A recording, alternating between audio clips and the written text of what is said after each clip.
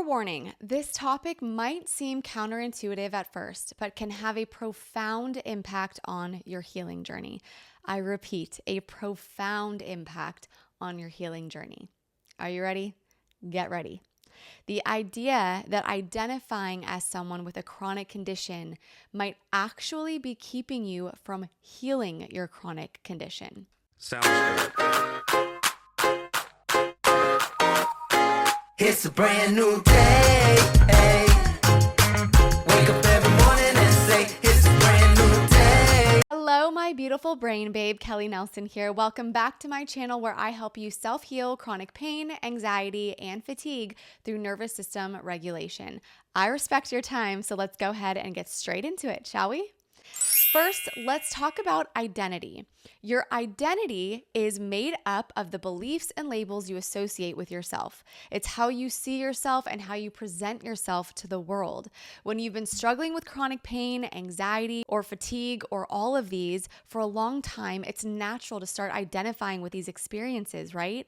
Believe you me, do I understand this? I have been there. You might say things like, I'm someone with chronic illness, or man, this constant fatigue is draining me, or I'm a sick person. And even one that seems like it could be a positive one, like I'm a fibromyalgia warrior, which we often see in social media groups and all over social media platforms. Listen, I'm going to tell you right now, I already know you're a warrior. Let's keep the warrior label, but what I don't want you to keep is the XYZ, insert your chronic condition warrior label. And what I also don't want you to do is spend the majority of your day constantly talking about and identifying as someone with chronic health issues. Over time, these labels and actions can become a core part of how you see yourself. This is important, and you may even want to write this down. Your body is a reflection of who you are being in the present moment, not who you are trying to be in the future. Does that make sense?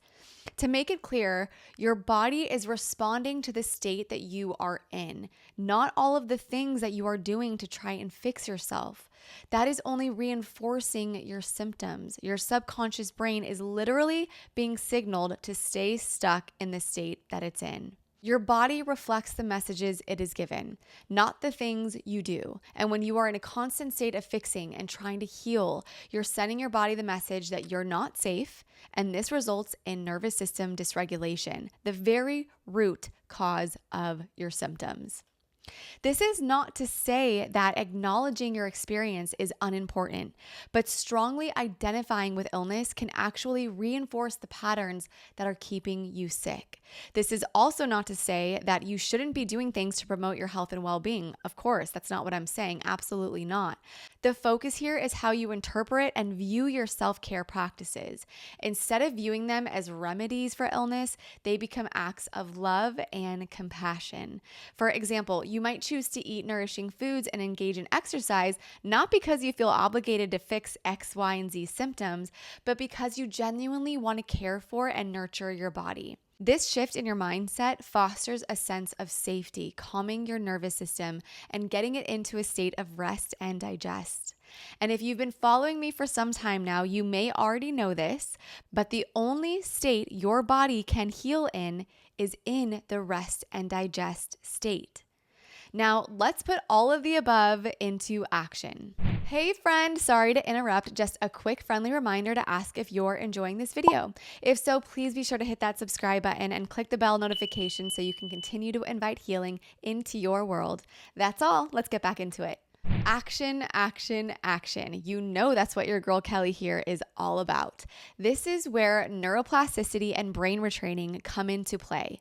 Neuroplasticity, as you may know, is the brain's ability to reorganize itself by forming a new neural connection.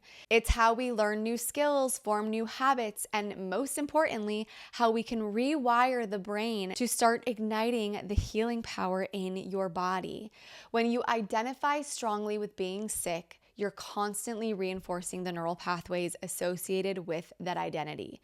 It's like telling your brain, this is who I am. And your brain, wanting to be consistent and a good listener, will continue to fire along those same pathways, keeping you stuck in this cycle of illness. There's a psychological concept known as the self-fulfilling prophecy. I'm sure you may have heard of this. It's the idea that if you expect something to happen, you might unconsciously behave in ways that make it more likely to occur. In the context of chronic illness, if you expect to be unwell and see yourself as a sick person, you might inadvertently engage in behaviors or thought patterns that keep you from healing. For example, you might avoid activities you believe will make your symptoms worse, which could lead to physical deconditioning and increased anxiety. Or you might focus heavily on symptoms and treatments, which keeps your mind fixated on illness rather than wellness. So how do you shift away from this? How do you start to let go of the identity of being sick and move toward one that supports healing? You may want to write these down. 1, reframe your language. Start by paying attention to the language you use about yourself. Instead of saying, I'm sick, try saying, I'm in the process of healing.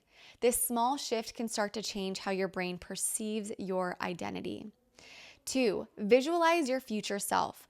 Spend time each day visualizing yourself as healthy, vibrant, and free from illness. Imagine what your life looks like when you're well and what activities you're doing. This helps create new neural pathways that are focused on health. 3, engage in activities that reflect wellness. Even small steps like going for a walk, which I'm a sucker for a walk. I go on walks every weekend. I am obsessed. I walk anywhere from 6 to 7 hours. Spend time in nature or engage in a hobby that you enjoy. This can all reinforce the idea that you're more than your illness. And by the way, a free resource that can support this is my free, yes, completely free morning routine. I'm gonna link it for you in the show notes below, so make sure to grab that. 4, mindfulness and meditation. Practices like mindfulness and meditation can help you become more aware of your thoughts and beliefs, allowing you to gently challenge and shift them. 5, seek community and support. Surround yourself with people who support your healing journey and who see you as a whole person, not someone with an illness. By shifting your identity away from illness and towards health, you're not just changing how you think. You are literally changing the way your brain is wired. And this creates a powerful shift in your body's ability to heal. Remember, you're not your illness. You are so much more. And by stepping into this new identity, you're opening the door to the possibility of true healing. If you liked this video, please be sure to hit that subscribe button. Although this channel is new, I don't ever plan on putting a stop to these videos because helping you heal is truly my biggest passion in life. And the more of you that subscribe, the more people can be helped. You can also hit the bell notification so you can be notified when my next video comes out. Thank you so much for watching. I'll see you next week. Happy, healthy healing. Bye. My whole life got them hand-me-downs, but what that meant was I had my family round. And sometimes I can't help but frown, then I remember what I meant for.